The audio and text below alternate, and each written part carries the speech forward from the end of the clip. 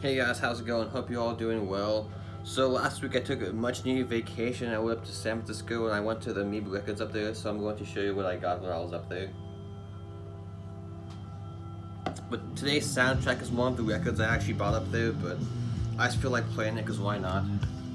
Sabbat, Evoke.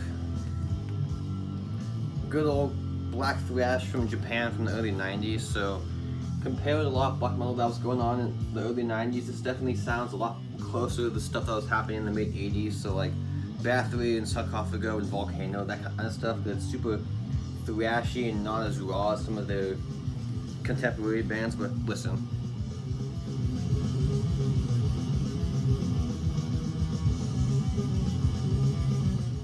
So yeah, if you like black thrash, they're definitely one of the bands that pioneered that sound. But the discography is kind of insane. They have like 35 live records or something nuts, so the Metal Archives page is pretty intimidating if you look at it.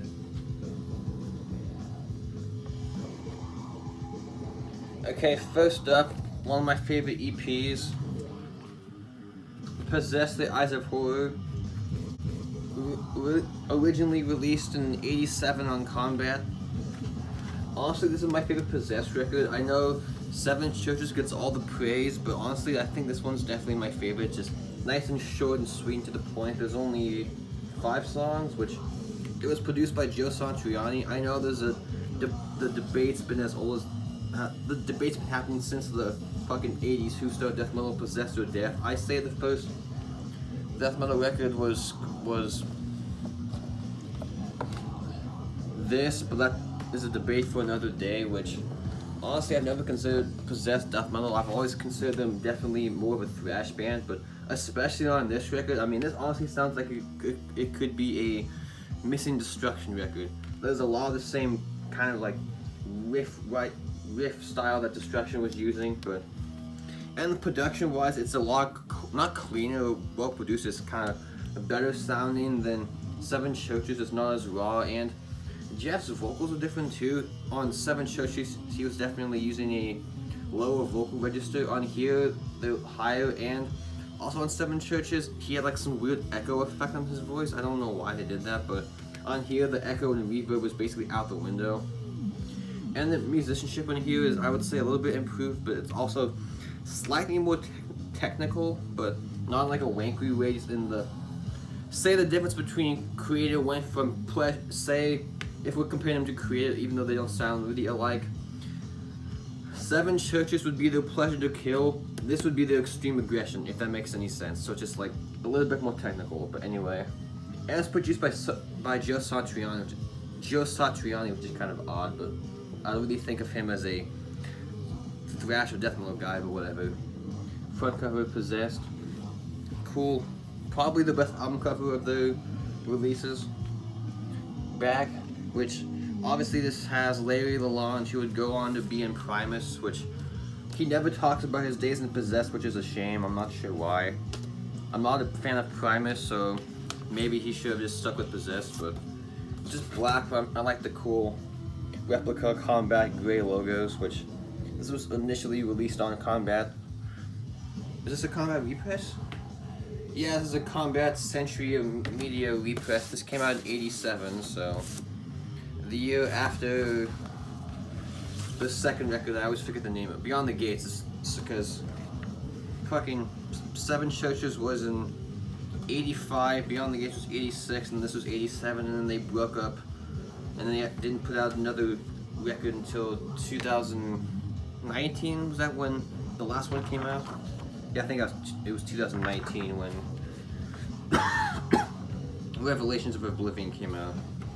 So yeah, if you want Possessed at the thrashiest, definitely check out the Eyes of Horror. That's Possessed, Eyes of Horror, but I'm sure we all know Possessed. Okay, here's one of the more underappreciated black metal bands from Norway, at least for me. This is Toulouse with Old Death, kind of a dumb album title, but whatever. So this isn't the Tulus I was hoping to find when I went to Amoeba. I was hoping to find their debut record, Pure Black Energy, but they didn't have that one. They only had this. So I needed some Tulus, so I decided fuck it, I picked it up anyway. But believe these guys kind of don't really sound Norwegian, but well, this came out in 2020, so it's definitely a far cry from what was happening in the mid-90s. But to me, this record specifically has more of like kind of more mid-paced stuff that was happening in like sort of like Samael or Rotting Christ, kind of, but something that stands out on this record is there's a lot of traditional heavy metal leanings on this record, especially with the riffs. You could tell they were listening to a lot of traditional metal like Omen or Maiden, because there's a lot of the kind of like dual guitar harmonies on this record. Though a lot of other black metal bands did that, but it's definitely more mid-paced when they do it. And honestly, I think Psy did that, the kind of more traditional metal influence on, what was it, fuck. The fourth Psy record, you know the one I mean, I'll put the picture, but Psy did that on that record too, but this is probably not my favorite by them. That'd definitely be the first two records, but this one is definitely still a solid record. I'm not sure why I didn't see anybody show this record when it came out last year, but there's a lot of stuff that always comes out, so it's kind of overwhelming to keep up with new releases, so I get it to a certain extent, but anyway. There's the front. There's the back. Check this thing. Put out through Soul Cellar? Yeah, Soul Cellar Records put this one out. Just black. Yeah, just black. Does it come with anything? Yeah, it comes with a lyric sheet. Or insert whatever. Guys in the band. There's the lyrics. So yeah, if you like kind of more mid-paced black metal like Samael or early Psy or early Rotting Christ, but with a traditional metal influence, definitely check out Toulouse. But I wouldn't say start with this. I would say start with pure black energy, but this is still a great record nevertheless. So yeah, Toulouse, Old Death, stupid album title, but whatever. Okay, here's another EP, one of my favorites. This is Razor with Armed and Dangerous, their first EP. I don't know if they had a demo prior to this. I want to say no, but I might be wrong, so if I'm wrong, correct me in the comments. But Razor, I'd say, are definitely one of the more well-known of the Canadian thrash bands, along with Sacrifice and Annihilator, or early Annihilator, but this record's not really thrash at all. This is just pure, like, early 80s metal, like, early 80s Priest, like, Defenders of the Faith, Screaming for Vengeance era, but less poppy, and then also a little bit of early Accept and early Exciter. This isn't really, yeah, it's not thrash at all. There's hints of speed metal, but nowhere near as fast as they would get later. If you're only familiar with, say, like, Violent Restitution, which is definitely my favorite record by Razor, this compared to that record, they sound like a completely different band. That record just completely fast all the way through. All the traditional metal elements of this are pretty much out the window, but this is just straight up pure early 80s heavy metal, which I watched a live show from them. I think it was like 2018 or 2019. I watched it, and Dave Carlo, the guitarist, said Exciter is one of his top 3 favorite bands of all time, so it definitely makes sense why the early material sounds like Exciter. But anyway, they also have really cool album covers too. There's the front, there's the back. The only thing I don't like about this record is I have a Sarcophago demo compilation that does this too, which it has some of the same songs that repeat, which just seems kind of like a waste, but maybe that's how the EP was originally. And cool labels though. I was gonna say something else, but I just forgot my thought. But everything that Razor did with Sheepdog is essential in my opinion. But after Sheepdog left, I honestly don't really. Well, I was gonna say I don't care, but their first 2 records without him were decent. But then they put out, what was it called, like Diatribes or something, and they got all Pantera groovy and turned to shit, and they haven't done a record since. Which honestly, at this point, I wouldn't want them to come back unless Sheepdog were to rejoin, but I kind of don't see that ever happening. But anyway, so if you like early 80s metal like Priest and early Exciter and you want something that's kind of different, definitely check out this Razor. But if you want those speed metal / thrash stuff, I wouldn't say start here. I would say start with, for the speed metal stuff, check out Evil Invaders, and for the thrash stuff, check out Violent Restitution. But for the traditional metal releases, definitely check out this. So that is Razor, Armed and Dangerous EP. And this is put out through a Relapse reissue. I'm not sure who put it out initially, but I believe they used to be signed to Relapse. Maybe, I'm not sure.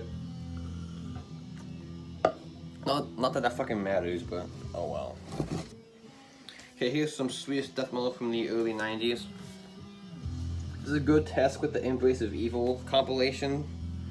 So these guys feature former and past members of At the Gates, I believe. One of the guys from this band, after this, they broke up, joined At the Gates, or he was in At the Gates during this time, but I'm not entirely positive. And also, Christian Whalen, aka Necrolord, this was his band, and after they broke up, he would go on to form Liars in Wait, who put out a really good EP, and that was the only thing they ever did. I can't think of the name of the EP right now, but I'll put a picture of the EP on screen. But this, compared to all the other Swedish bands, this definitely has the most, I would say, in common with Dismember specifically, because, well, Dismember and a little bit of early Necrophobic, because it's slightly melodic, but it's not melodic in like a In Flames or Dark Tranquility kind of way. It's definitely more in the slightly blackened sound that Necrophobic had, but I would say it's a little bit more like heavier and not quite as melodic, but still little touches of that in the sound. And there's some,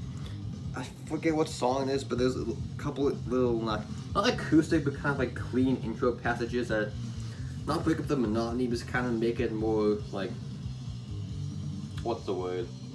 Not flowing, but more just kind of dynamic, I guess. But I don't think they ever did a full length. This just has the, I think, a couple demos and EPs maybe, but I'm not sure what it entirely is on this. It doesn't say. There's only 11 songs, so I'm not sure that if they recorded that much material.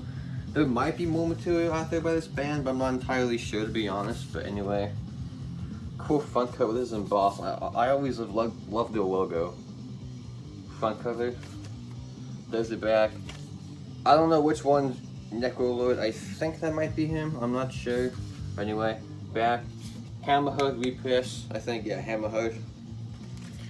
I don't know who put this out originally, but it doesn't really matter. Track listing. Guys in the band again. Is that credits? Yeah, there's credits. It's funny. Goat Lord, Vocal Overlord. Necrolord, High Priest and Distortion, so I guess he was a second vocalist and guitarist.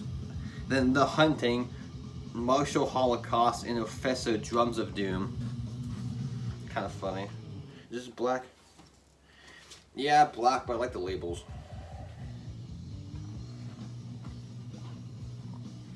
So if you want a slightly blackened version, I was gonna say of Dismember, but they definitely have their own sound. But of the big four of Swedish death, they definitely sound the closest to Dismember. But if you want that slightly more blackened, you're not familiar with Grotesque, definitely check it out. So that is Grotesque with the Embrace of Evil compilation.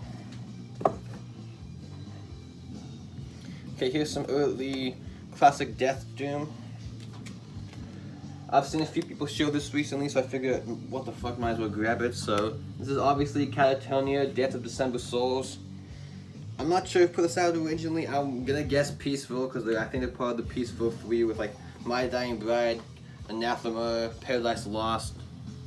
These guys, obviously, they're definitely part of the early Peaceful Death Doom sound. But I would say of those four bands, this I think is definitely the debut record that stands out the most among the pack. This is definitely the most unique sounding, because vocally it's a little bit different. I would say it's more on the like higher range, not quite black metal, but there's a little bit of that, and it's also a little bit more atmospheric than the rest of the bands, which maybe because of the black metal leanings, that's why it's slightly more atmospheric. But that being said, though it's the most original of the first of all those bands' debut, my favorite of the, I guess, Peaceful Death Doom band's debut is probably the first My Dying Bride record. But though it's either that or this, but of all those bands in general, my favorite's definitely Paradise Lost. I only say that because they're the one I'm the most familiar with. But anyway, I know these guys have changed a lot over the years. A couple records after this, they became like not progressive, like depressive metal, and like not depressive metal, like goth rock, then goth metal, and then like post rock and not post rock, like fuck, what's it called? Like depressive rock or whatever, but they've definitely not stayed the same. So, but if everything I've heard, this is not my favorite by them. That would definitely be their second record, Brave Murder Day, which I was hoping to pick up that one too, but they only had this, so I just decided to go with this. But anyway, there's the front. There's the back. Track listing, guys in the band. Peaceful repress. So none of these records are OGs. That would be extremely expensive. If I had this many records that were fucking OGs in one collection update, I'm not made of money. So, and this comes with the inner sheet.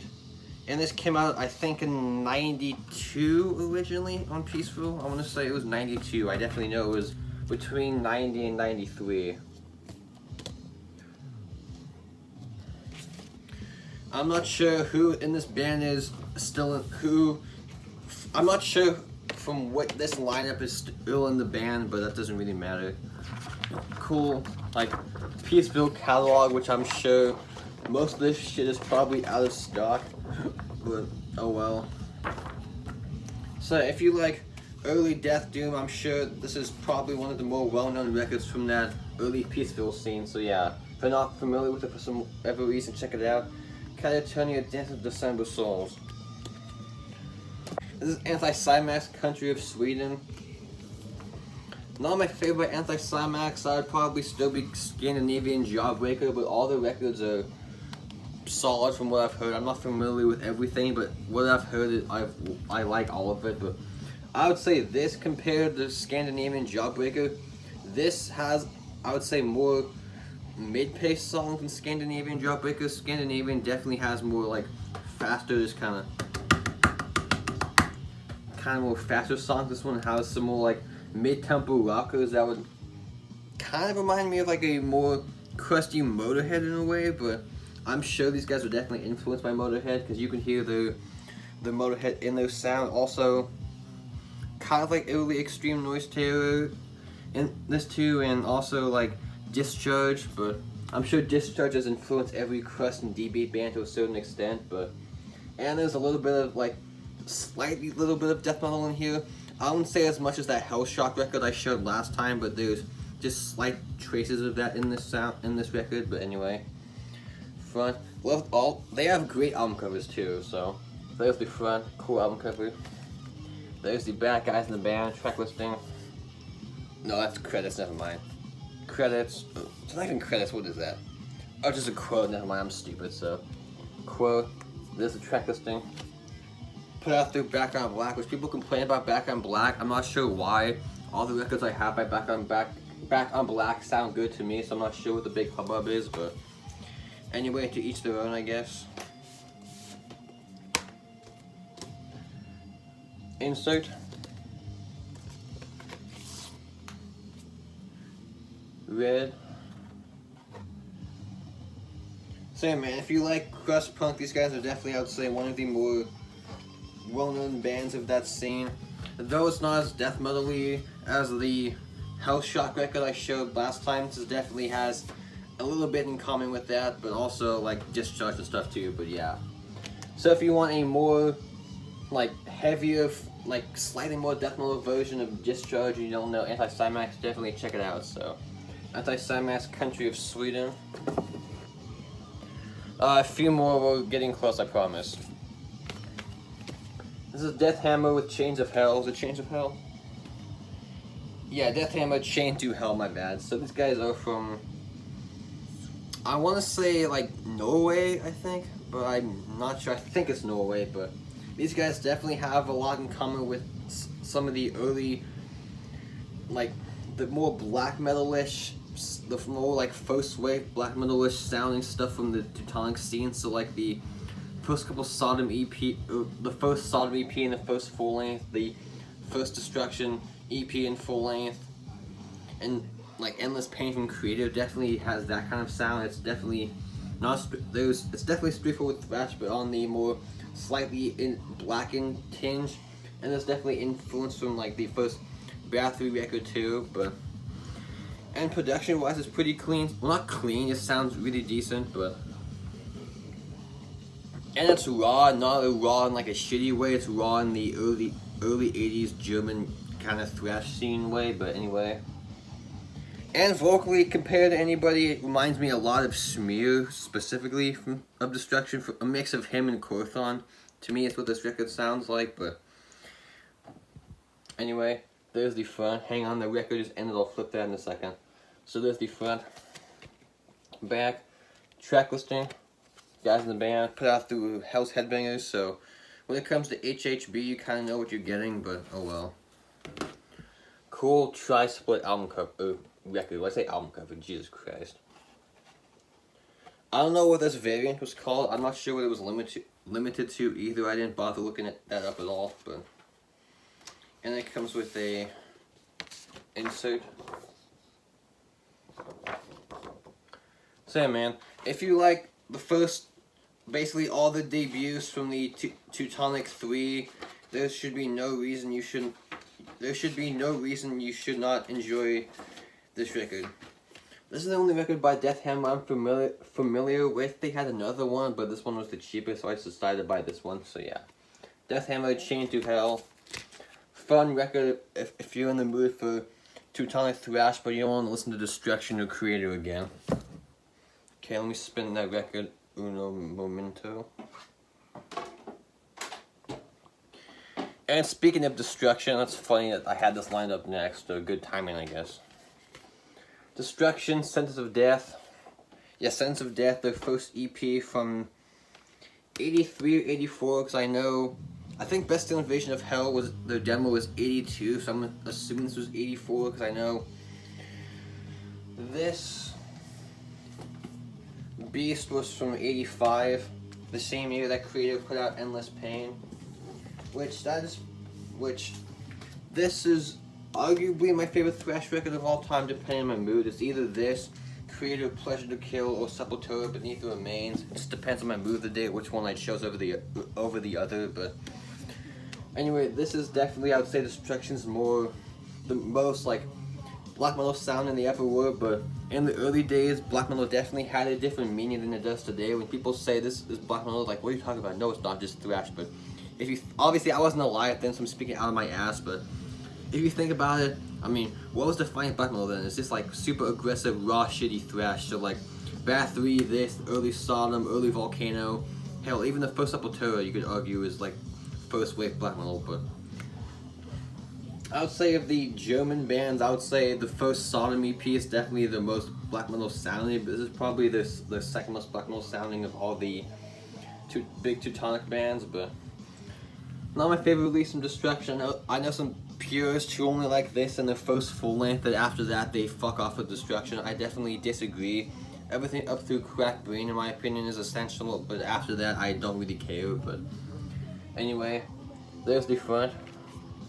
Kind of a weird album cover. I know there's two different versions of this album cover. I'll put up the picture of the other one, but I probably prefer that one to this one. But anyway, there's the front, back, track listing.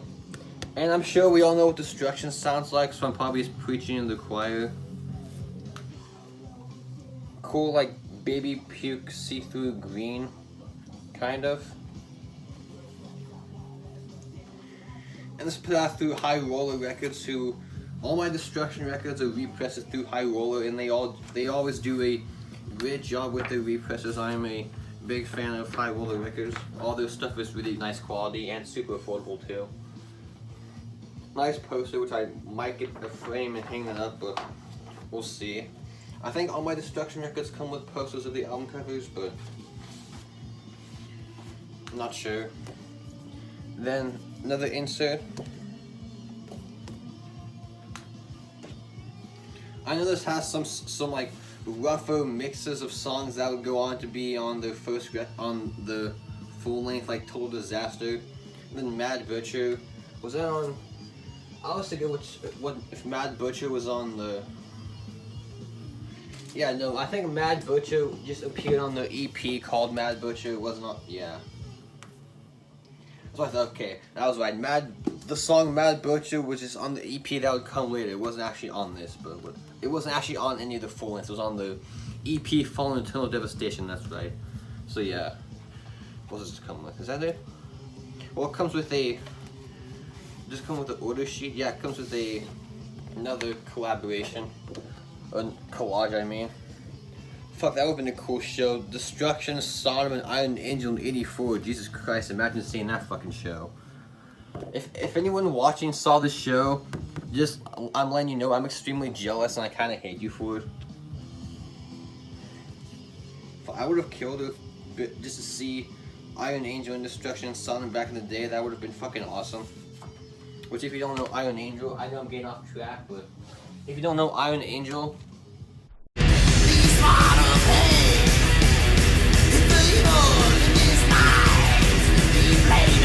just check this record out immediately. You will thank me later. That's definitely one of the better German thrash records, which, yeah. So definitely, I'm sure we all know this record, but I just want to show off that I got it, so yeah. When it comes to Destruction, I think I have that, the first two full lengths, and Cracked Brain. I'm just missing Release from Agony, Bestial Invasion of Hell, and Live Without Sense, and then after I get those three, my collection will be complete as far as I'm concerned. I don't really need anything after Cracked Brain, to be honest, but that's just me. Okay, here's some Brazilian death metal. This is Krisiun, Scourge of the Enthroned. So Krisiun, they're definitely a band that a lot of the records kind of sound the same, which I guess you could say the old motto of if it ain't broke, don't fix it. But with a band like Krisiun, I don't really need their entire discography, even if it is good, but I honestly only need like 3 or 4 of the records, all be pretty much golden, which I have their second and third record, which is Conquerors of Armageddon and Revelations of Oblivion. Is that the other one? Fuck, it's gonna bug me now. Nope. Apocalyptic Revelations. I was thinking of something else. I don't know what the fuck I was thinking of, but not important. But Conquerors is probably my favorite of the records, but this one I would say is good. It's just another record of Krisiun Doom, and Krisiun does is playing super fast, aggressive Brazilian death metal. So there's the front. There's the back. Track listing put out through Century Media. And if you know their early records, their early material definitely has a lot in common with the first Cataclysm EP, and honestly some of like Blasphemy's material. Maybe like the Gods of War EP that definitely has some common sounds with the first Krisiun record, Black Force Dominion, which I still need to get that one, but if I have the first 3 in this one, I'm pretty much golden. I don't really need anything else. But and this record compared to the other ones I have, I think it's a little bit thrashier in their sound. Those obviously still pummeling Brazilian death metal, but it's definitely still has a little bit more thrash influence in the songs. But listen to the first song on side B, 1,000 Graves. That's definitely my favorite song on this record. So yeah, they're Krisiun. They're kind of stuck in their not stuck in their ways, but they do what they do and they kind of do it well. I don't really need the entire discography, but yeah, if it's like super extreme Brazilian death metal, definitely check this out. If you're new to Krisiun, I wouldn't say start here. I would say start with Conquerors of Armageddon, but this is still a solid record nevertheless. So yeah, Krisiun, Scourge of the Enthroned. Okay, so these last 3 I'm gonna blow through because they're not metal or punk. So if you don't care, then sign off, I guess. But I personally love these records. I've showed some non-metal shit before, so this shouldn't be too surprising that I bought these. So this is obviously, I bought 2 records by Thin Lizzy. So I got Johnny the Fox, I was spinning that one last night, and Nightlife. These are both kind of similar, so I'll talk about them at the same time, but I think this is their 7th record, and this is their 4th, which I think. Yeah, I know these guys are definitely younger on this one, so I think that this is their 7th, but if you're only familiar with the song The Boys Are Back in Town, which honestly, I never really need to hear that song ever again. It's not even really that good of a song, but if that's your reference point for Thin Lizzy, I would definitely say check out the song Johnny Fool's Gold and Johnny the Fox Meets Jimmy the Weed.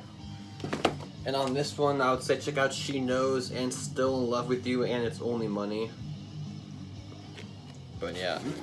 So if you're wondering where, I know people say, oh, when they do the guitar melody thing, it's because of Iron Maiden. Well, Iron Maiden got the dual guitar melody thing from fucking Thin Lizzy, so if there could be an argument that if we didn't have Thin Lizzy or UFO, we wouldn't have Maiden, but that's a debate for another day. So yeah, if you like good like melodic hard rock, this is a solid record. So I would say if these two, definitely check out this one. That's Johnny the Fox, but Nightlife is also decent. So yeah, let me show what this comes with better. So there's the front of Johnny the Fox, cool album cover too.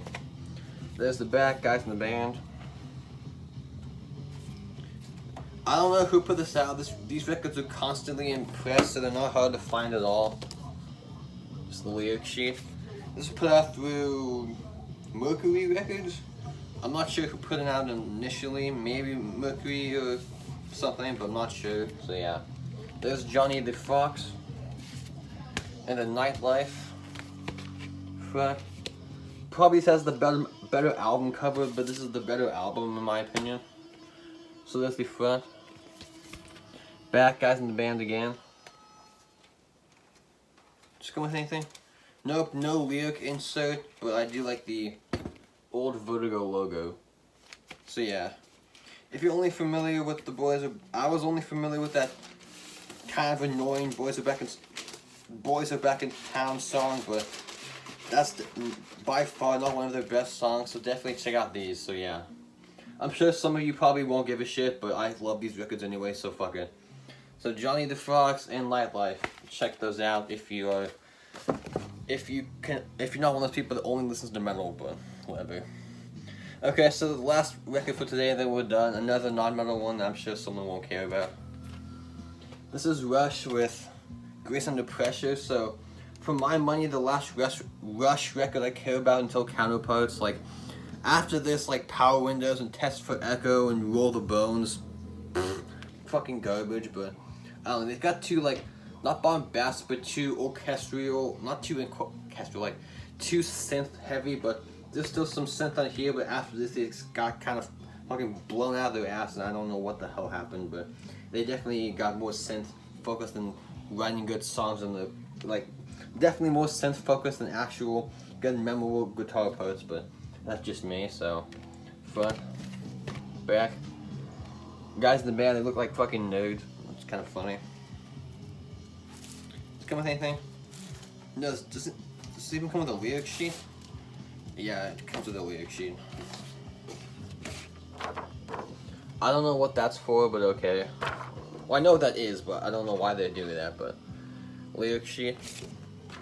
So definitely, honestly, of everything up to this is probably one of my least favorite Rush records of this era, but it's still decent. Obviously, that's why I bought it, but if you're not familiar with Rush, don't start here. I'd say start with... fuck. This... God damn it. This one's definitely my favorite. This is Permanent Waves, the big-ass 40th anniversary box set edition, but I would say start with here, or basically anything before this one. I would say is a good place to start. Start with the debut and work up to this, I would say, but this is probably their most, like, not commercial, but this period definitely their most, like, keyboard driven, but yeah. So Rush, Grace Under Pressure. Okay guys, that's it. So hopefully this video wasn't too long, so I have a couple ideas for some new videos I might do in the future, but I gotta stop being lazy and actually do them, but we'll see. So yeah, thanks for watching, take care, have a good rest of your weekend, goodbye.